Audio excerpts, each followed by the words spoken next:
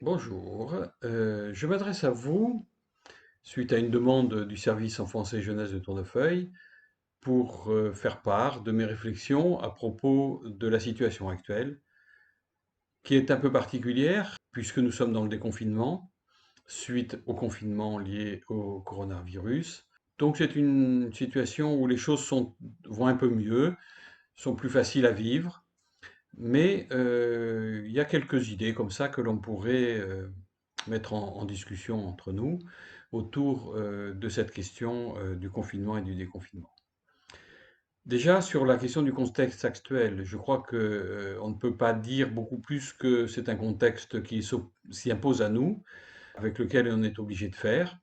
Bien sûr, on peut râler, bien sûr, on peut ne pas être content, bien sûr, on peut dire que ça ne va pas. Je crois qu'on l'a tous fait, on a tous dit qu'il y avait des incertitudes, il y avait des hésitations qui ne nous convenaient pas. Bon, en tous les cas, il s'impose à nous et donc on est un peu obligé de faire avec. Rappelons que quand même, dans l'histoire, il y a eu d'autres contextes qui se sont imposés à nous dans une vie sociale, sans aller chercher du côté des deux guerres, 14-18 ou 39-45. On pourrait aussi parler de mai 68 et de l'après-mai 68, qui a été quand même un contexte de bouleversement tout à fait important et qui s'est imposé à tout le monde. Et finalement, la société a survécu. C'est un peu ça que je voudrais dire. Le contexte s'impose, mais nous arrivons à survivre malgré ce contexte-là. À partir de là, il faut essayer de penser quelles sont les répercussions de ce contexte et de cette histoire. Alors, qu'est-ce que l'on peut penser par rapport aux enfants eux-mêmes? Ce qui est important, c'est de dire que nous avons quand même vécu dans une période d'angoisse et d'incertitude. C'est, en tous les cas, ce que m'ont dit un certain nombre d'éducateurs que j'ai pu rencontrer ici ou là, autour de cette question du confinement et du virus qui rôde un peu là, invisible mais quand même là, mais qui s'ajoute à d'autres incertitudes autour notamment du réchauffement climatique, de cette terre qui est en train de souffrir beaucoup, autour de la question aussi de l'emploi, du chômage, toutes les batailles qu'il y a eu, autour de la question des gilets jaunes. En tous les cas, on a l'impression que là, il y a un monde d'angoisse qui est en train d'émerger de façon tout à fait majeure. Une terre qui brûle et des citoyens qui ne savent plus très bien comment arriver à penser cette question-là. Alors bien évidemment, si nous les adultes, nous avons du mal à penser l'avenir, le moment présent, mais aussi l'avenir à venir, avec tous ces problèmes qui sont là en train de s'accumuler les uns les autres, on peut penser que bien évidemment, pour les enfants, le message qu'on leur envoie est un peu compliqué. Donc les enjeux sont les enjeux de la planète, les enjeux sont les enjeux du vivre ensemble, les enjeux sont les enjeux du respect de soi, des autres et de ce qui nous environne. Toute cette question-là, bien évidemment, je pense, traverse les enfants, puisqu'ils vivent dans un monde social et qui vivent dans des familles qui se préoccupent, en tous les cas sont préoccupées par ces questions-là. Alors, il me semble que dans ce contexte particulier, d'inquiétude, de préoccupation, le rôle des éducateurs est primordial, bien évidemment.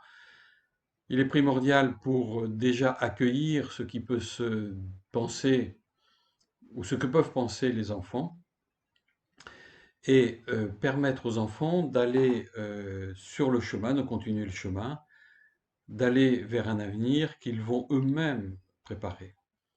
C'est-à-dire, donc, au niveau des animateurs, il y a quelque chose, me semble-t-il, à faire, qui est de préparer les enfants à l'imprévu et de préparer les enfants à faire face aux problématiques qui s'offrent à eux. C'est-à-dire que on ne peut pas vivre sous cloche, on ne peut pas laisser les enfants sous une cloche comme ça, hermétique, qui ne soit pas imprégné par le monde environnement. Le monde, l'environnement, les soubresauts de ce monde-là, bien évidemment, impactent les enfants et vont les impacter par le futur. Donc, si, en tant qu'éducateurs, ceux qui montrent le chemin, ceux qui conduisent les enfants vers un avenir, nous avons quelque chose à faire, c'est de les préparer à pouvoir faire face à ce monde qui est un monde qui est en devenir. Donc, pour ça, il y a plusieurs choses à faire. Une des premières, c'est de leur permettre d'avoir des capacités de résilience qui vont leur permettre de faire face aux imprévus, aux difficultés qui vont venir. On le sait que la capacité de résilience, c'est cette capacité à surmonter la difficulté, la crise. Sa capacité de résilience passe par un tuteur de résilience, c'est-à-dire cette capacité de trouver quelqu'un qui va permettre à un enfant de prendre confiance. Mais bien évidemment, l'enfant va prendre confiance en lui avec quelqu'un d'autre qui va l'accompagner, à condition qu'il ait lui-même, au fond de lui, une image de quelqu'un en compétence, en capacité, en, en possibilité de faire quelque chose. Si nous avons des enfants effondrés, dans le désespoir, bien évidemment, la résilience va être bien plus compliquée. Par contre, si nous avons des enfants qui sont un peu sûrs de leur possibilité de pouvoir trouver des solutions, qui ont une image d'eux-mêmes assez confortable, assez rassurante, à ce moment-là, les propositions qu'on va leur faire, le tuteur de résilience, les éducateurs qui vont accompagner ces enfants, vont pouvoir être actifs. L'enfant va pouvoir trouver des ressources parce qu'au fond de lui-même, il sait qu'il a lui-même quelques ressources, qu'il peut faire face à des moments difficiles. Donc je crois que c'est ça qui est important. Le monde est compliqué, l'environnement est difficile à vivre, mais en même temps, on doit pouvoir aider les enfants à faire face et à trouver des solutions, parce que ça va devenir les adultes de demain, hein. Donc il faut qu'on les aide à trouver des solutions. Donc les aider à trouver des facteurs de résilience, les aider à trouver des compétences en eux et renforcer ces compétences et leur montrer qu'ils sont en capacité de pouvoir trouver des solutions. Et ça passe par du quotidien, par de la relation aux autres, du vivre ensemble au quotidien. Faut pas aller chercher des choses extraordinaires.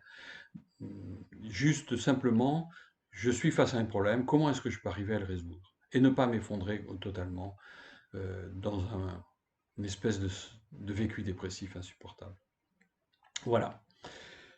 Donc, je crois qu'il y a ça qui est à faire. Et ensuite, comment est-ce que on peut aller un peu plus loin?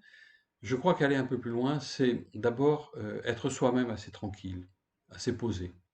Je crois que si en face d'un enfant, on est soi-même un peu en tranquillité, en ayant l'idée que ces enfants-là vont pouvoir eux-mêmes être actifs, trouver des solutions plus tard, et que si on les soutient, ils vont pouvoir continuer le chemin de la vie comme nous avons fait nous-mêmes, à ce moment-là, je crois que les choses iront mieux. Donc il faut savoir les écouter.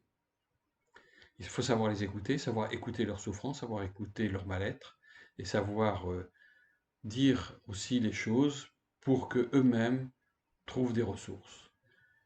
Mais pensons bien que ce qu'ils ont vécu jusqu'en dans le moment du confinement, pour certains, a été plutôt agréable.